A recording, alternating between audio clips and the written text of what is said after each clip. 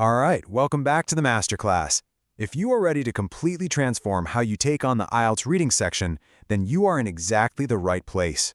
Today, we're getting into the real secret sauce, the core strategy that's all about two things: finding and understanding. Let's do this. Look at this. Does this scene feel, a little too familiar?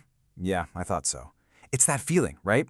This giant wall of text staring back at you, and that clock just seems to be ticking faster and faster, almost mocking you. It's super stressful, and honestly, it's where so many points just vanish. So what's the one piece of advice everyone gives you for this? You already know it. Just skim, scan, read faster, go, go, go. Well, I'm here to tell you that this golden rule, it's not just failing you, it is actively sabotaging your score. Let me be crystal clear about this. Skimming is a myth. The whole act of rushing, of just trying to force your eyes across the page faster, is the very reason you fly right past the answers you're looking for. You don't need to read faster. You absolutely need to read smarter. Okay, let's break this down. The whole idea behind the skimming myth is that if you just blur your vision and move fast enough, the answers will somehow magically pop out. But what really happens? You just create a ton of mental noise, you miss the most important keywords, and your panic level goes through the roof. So if rushing through the text is the wrong move, then we have to ask a much better question. What is this test actually trying to figure out about you? What do the examiners really want you to prove that you can do? And thinking about that leads us to this huge aha moment. This is where we take this big, scary part of the test and we make it simple. And here it is. This is the secret. Forget all the complicated advice. The IELTS reading test, I'm telling you, only asks two things. That's it. Number one, can you find the piece of information we're asking about? And number two, when you find it, do you actually understand what it says? Every single question, no matter how complex it looks, boils down to just this. So, if we know the questions, how do we build a strategy that answers them perfectly every time? Well, that brings us to our new game plan. This is it right here, our three-step Masterclass strategy. It's simple. First, we map the passage, so we know the lay of the land. Second, we use our map to find exactly what the question is looking for. And third, and this is key, once we find it, we slow way down to understand it. Map, find, understand. It directly answers the test's two core questions.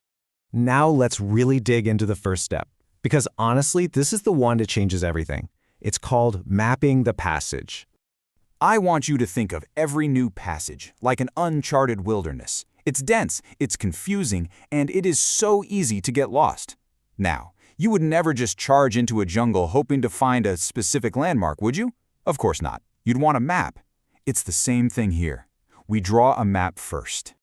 So how do we make this map without wasting time? We move like we're crossing a river on stepping stones. You just jump from the beginning of one paragraph to the beginning of the next. You read only the first sentence of each paragraph, the topic sentence. That's it. This gives you the main idea of each section without getting dragged down into the details. And as you're hopping across these stepping stones, you leave little signposts for yourself. Every paragraph is about something. Give it a name. Just scribble one or two words in the margin, like history or problem or study results. It takes literally 2 seconds, but it will save you minutes later on. Trust me. And the last thing you do for your map is drop some visual pins. As you're reading those first sentences, if your eye catches something super easy to find again, just circle it. What are we talking about? Proper nouns, anything with a capital letter, like a name or a city, and any kind of number, like dates or percentages. These become your unmissable landmarks. Okay, map's done. It probably took you, 90 seconds? Now for the fun part. Let's see how we use this amazing tool to go from a high-speed search to a high-focus reading. Now, and only now, do you even look at the questions. Find the key words in the question.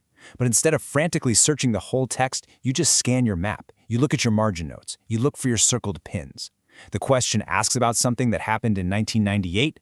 Boom! You see your circled date, and you know exactly which paragraph to go to. You're not lost anymore. You're navigating. Now, this is so important. During this find stage, your brain has only one job. You are a detective just matching clues. The only question you're asking yourself is this the word I'm looking for? You have to fight that urge to read and understand everything. Not yet. That's not the goal here. The goal is just to find the location. And then you find it. You see the keyword match. This is the most critical moment in the entire process. All that speed, all the scanning, it stops. Right now, you've found the address. You have to consciously tell yourself, okay, time to shift gears. Now you zoom in. You go from this huge, wide-angle view of the whole passage to a microscope focused on 1 or 2 sentences. And unlike skimming, where you ignore most of the words, now every single word matters. This is where you do the real, intensive reading to get that answer. And as you're reading that tiny section, you need to think, for sure, but you cannot overthink it. Don't get pulled into a philosophical debate in your head. You have to remember what this test is really about.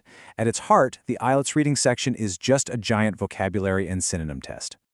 This right here says it all. The question asks about longer days. The text talks about increasing day lengths. Are those the same idea? Yes, of course they are. Trust the synonyms. That's your answer. The biggest way to waste time is to find the answer and then doubt yourself. Don't do it. Lock it in and move on. So let's put it all together into what I call the master's sequence. It's a beautiful, continuous cycle. You map the passage to get your bearings. Then for each question, you find the location using your map. And finally, you stop, understand that one small part, and get your answer. Map, find, understand. Then you just do it again for the next question.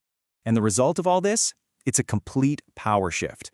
You're no longer a victim of the text, panicked, rushed, and lost.